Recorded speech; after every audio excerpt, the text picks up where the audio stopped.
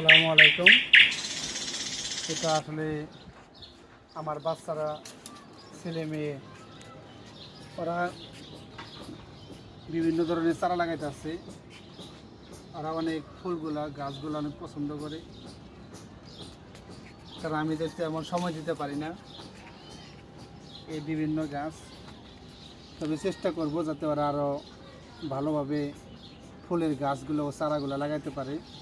দেখি আমার ছেলে মেয়ে ওরা খুব ফুল কেন পছন্দ করে এবং আমিও পছন্দ করি। আস্তে আস্তে চাইতে আছে যাতে এই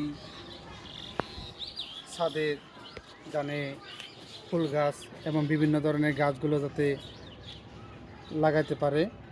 আমি ওদেরকে হেল্প করব যাতে ওরাও এই গাছটা লাগিয়ে একটা সৌন্দর্য বাগানের মতো করতে পারে।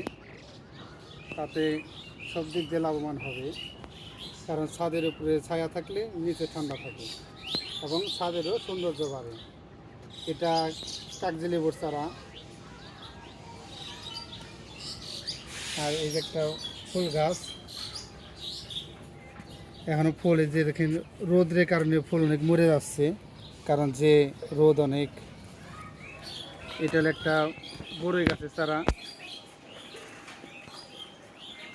এত গরমের কারণে পানি দেওয়ার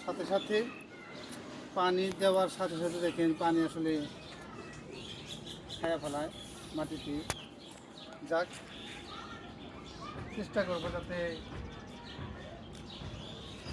আরও কিছু গাছ, এখানে অনেক খালি জায়গা আছে, লাগানোর চেষ্টা করবো যাতে এখানে লাগাতে পারি।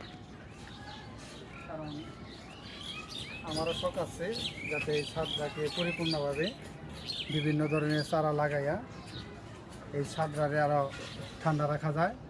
কারণ ছাদটা যদি ঠান্ডা রাখা যায় তাহলে এই নিচেও অনেক ঠান্ডা থাকে, কারণ যে রৌদ্র পরে অনেক গরম। ঠিক আছে, সবাই দোয়া করবেন। আসসালামু আলাইকুম।